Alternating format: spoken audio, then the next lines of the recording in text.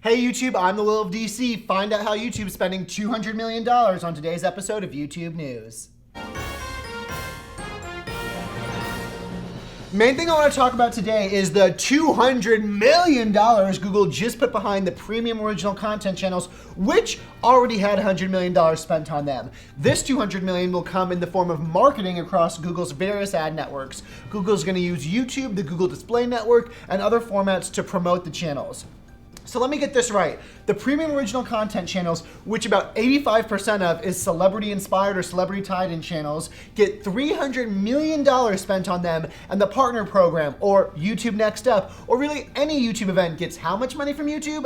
That's right, practically nothing. If you can spend $300 million on a package of channels, some of which haven't even launched yet, I think we can spend some more money on some of the more glaring issues on the site that have been left unattended for months, if not years. We still have unsub bugs going around. First Athene wins, then Young Turks. The algorithm that wrecked people's views obviously needs changing. The whole subscription system in general, and really, wasn't it supposed to be easier to be a partner? And weren't they interested in providing a way for people to be successful as independent partners if they didn't want to join a network? I'm really wondering where all those programs went. I'm guessing they went all that money to the premium original content channels. Good decision. Anyways, in addition to the new marketing heft, YouTube is planning a programmable channel guide to make finding such premium content easier. Yeah, because making the content easier to find is really going to make me want to watch the Hipster channel and the Shaq channel and Tony Hawk. No, not true. I want to watch stuff that has a personality behind it and a caring and a connection to the community, or at very least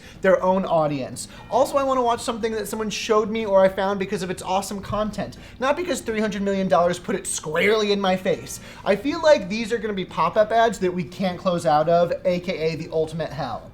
Google also says that in addition, tools like Apple TV level the playing field for YouTube by bringing it to TV as another alternative to network and cable programming. I love how when Google TV launched, it was the end of real TV, and everyone on YouTube was going to become rich, and everyone would see huge views jump because everyone that watches their TV and doesn't watch YouTube would start watching their YouTube on their TV. We're still waiting for that prediction to come true, and Google TV launched 2 years ago, and I think I'll still be waiting next year for all the people that just watch TV to all of a sudden wake up one day and be like, oh, I can watch YouTube on my television. That's all I'm going to do now. Wrong. It's going to take a couple of years. This is not something happening immediate. Google VP of Content Robert Killing told attendees at YouTube's Upfront event Wednesday night, according to Advertising Age, that if you want to lead, join us now for the next 7 years. We can build audiences together. We can build brands together. See, in a way, this is wonderful. I like partnerships, especially ones that are long enough for investment. I'm sure in 7 years that everyone will be watching YouTube on their TV, and this will all have been worth it, but not in the next 2 to 3 years will it come, and it's going to come at the end of the 7 that any real payback on investment is seen. But on the other hand, tell me how many top YouTubers from 7 years ago are still on top. Don't worry, I'll wait.